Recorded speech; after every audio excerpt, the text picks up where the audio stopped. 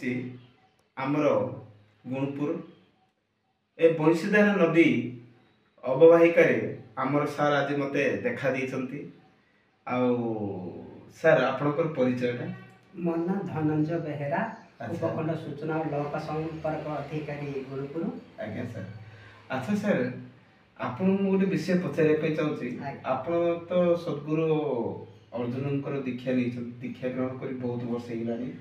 ସନାତନ ଧର୍ମ କହିଲେ କ'ଣ ବୁଝାଏ? ସଦ୍ଗୁରୁଦେବ କହନ୍ତି ସନାତନ ଧର୍ମ ହେଉଛି ଯାହାର କି ଆଦି ନାହିଁ ଅନ୍ତ ନାହିଁ, ଏହା ଚିରନ୍ତନ, ଯାହା ଚିରନ୍ତନ ତାହା ସନାତନ, ଯାହାର କି ଆଦି ନାହିଁ କି ମୂଳ ନାହିଁ। ଇଏ ହେଉଛି ଅନାଦି। କେଉଁ ଅନାଦି କାଳରୁ ଏ ଧର୍ମ ସୃଷ୍ଟି ହେଇଛି, ତାକୁ କୌଣସି ସୀମିତ ଭାବରେ କହିପାରିବା ନାହିଁ। ଆଚ୍ଛା। ତେଣୁ ସନାତନ ହେଉଛି ସତ୍ପଦ, ଯାହାକି ପରମ ବ୍ରହ୍ମକୁ ପ୍ରତିପାଦିତ କରୁଛନ୍ତି। ଆଚ୍ଛା ଆଚ୍ଛା। ବର୍ତ୍ତମାନ ଏବେ ହିନ୍ଦୁ ସାମ୍ରାଜ୍ୟରେ ଯେତିକି ଆମର ହିନ୍ଦୁ ଭାଇ ଯେଉଁ ସଂଗଠନ କରିଛନ୍ତି, ସନାତନ ଧର୍ମ ଉପରେ କାଲି ବି ହେଇଥିଲା ଆମର ରାୟଗଡ଼ା କପିଳାସ ଛକ ଠାରୁ ଆରମ୍ଭ କରି କଲେକ୍ଟର ଅଫିସ ପର୍ଯ୍ୟନ୍ତ ରାଲି ହେଇଥିଲା। ଆଗାମୀ 30 ତାରିଖ ଦିନ ଏ ସନାତନ ଧର୍ମ ଉପରେ ବର୍ତ୍ତମାନ ଦିଲ୍ଲୀରେ ବି ବିରାଟ ଧରଣର ଗୋଟେ ରାଲି ହେବା ପାଇଁ ଯାଉଛି। ଆଉ ଗୋଟିଏ କଥା ସାର୍, ବେଦ ହେଉଛି ଆମର 4 ପ୍ରକାର, ଯେମିତିକି ଋକ୍, ସମୁ, ଯଦୁ, ଅଥର୍ବ। ଏ ଋକ୍ ଯେଉଁ ଆମର ଯେଉଁ ଯେତିକି ବେଦ ଅଛି, ଏ ବେଦ ଠାରୁ କ'ଣ ମହାନ କି ଗୁରୁଙ୍କ ଶକ୍ତି? ବେଦ ହେଉଛି ଜ୍ଞାନ, କିନ୍ତୁ ଦିବ୍ୟଦର୍ଶନ କହୁଛି ବେଦର ଅର୍ଥ ହେଉଛି ସନାତନ ନିୟମ। ଯିଏ ସନାତନ ନିୟମରେ ପରିଚାଳିତ ହେବ ତାହା ହିଁ ବାସ୍ତବିକ ବେଦକୁ ବୁଝିପାରିବ। ଅର୍ଥ ବେଦକୁ ପଢ଼ିଦେଲେ ବୁଝିପାରିବେନି, ସଦ୍ଗୁରୁ କୃପାରୁ ଅନୁଭବ କଲେ ବେଦର ପରପାରିର ଜିନିଷ ଜାଣିପାରିବେ, ଯାହାକି ସ୍ୱରୂପ ଲାଭ ବିଷୟବସ୍ତୁ ସଦ୍ଗୁରୁଙ୍କ ମୁଖରେ ଥାଏ। ବେଦ, ବେଦାନ୍ତ, ଗୀତା, ଉପନିଷଦ ଠାରୁ ଦିବ୍ୟଦର୍ଶନ ଆହୁରି କିଛି ଗୂଢ଼ ରହସ୍ୟ କହୁଛନ୍ତି। କେବଳ ସେଟା ଗୁରୁଙ୍କ ପାଖରେ ହିଁ ଥାଏ। ଗୁରୁ ଶକ୍ତି ଦ୍ୱାରା, ଗୁରୁ ଭକ୍ତି ଦ୍ୱାରା ହିଁ ସେସବୁ ପ୍ରାପ୍ତ କରିପାରିବେ।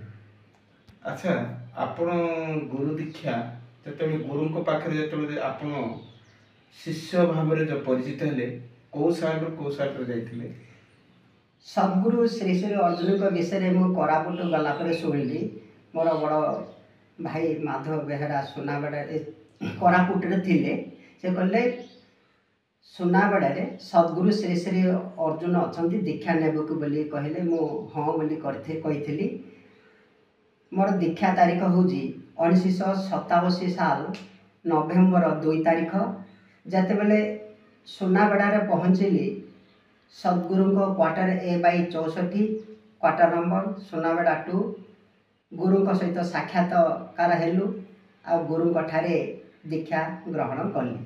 ଯେତେବେଳେ ଗୁରୁଙ୍କ ମୁଖ ଦର୍ଶନ କଲି, ମୋ ଭିତରେ ଏକ ଅଲୌକିକ ଶକ୍ତି ଆସିଲା ଯେ ଗୁରୁଦେବ ଏ ସ୍ୱୟଂ ମଣିଷ ନୁହନ୍ତି, ସ୍ୱୟଂ ସାକ୍ଷାତ ଭଗବାନ କୌଣସି ଏକ ଅଲୌକିକ ଦିବ୍ୟ ଶକ୍ତିକୁ ଧାରଣ କରି ଧରାପୃଷ୍ଠରେ ଅବତୀର୍ଣ୍ଣ କରିଛନ୍ତି।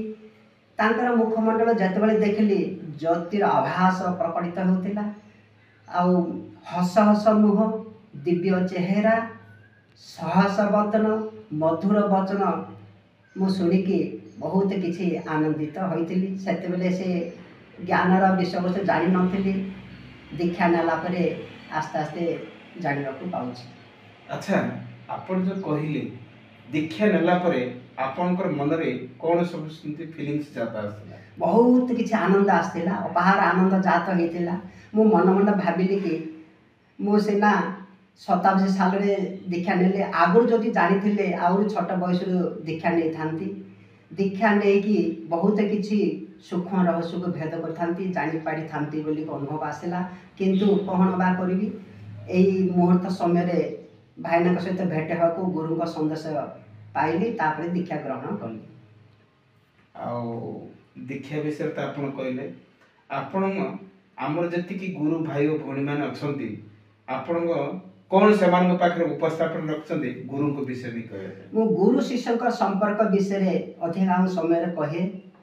ଦିବ୍ୟ ଦର୍ଶନ କ'ଣ, କାହିଁକି, ସେ ବିଷୟରେ ଉପସ୍ଥାପନ କରେ। ଦିବ୍ୟ ଦର୍ଶନ ବିଷୟରେ ସଦ୍ଗୁରୁଦେବ ସରଳ ଭାବରେ ବୁଝାଇଛନ୍ତି। ବାସ୍ତବିକ ଦିବ୍ୟ ଦର୍ଶନ ହିଁ ଜୀବନ, ଜୀବନ ହିଁ ଦିବ୍ୟ ଦର୍ଶନ। ଏ ଦିବ୍ୟ ଦର୍ଶନ ଭିତରେ ଗତି କଲେ କମ୍ ସମୟ ମଧ୍ୟରେ ଜୀବନ ଲକ୍ଷ୍ୟ ପୂରଣ ହୋଇପାରିବ। ଆଉ ତାହାର ସହଜ ସରଳ ଭାବରେ ଯେଉଁ ଶିକ୍ଷା ଦେଉଛନ୍ତି ତା ସମସ୍ତେ ବୁଝିପାରିବେ।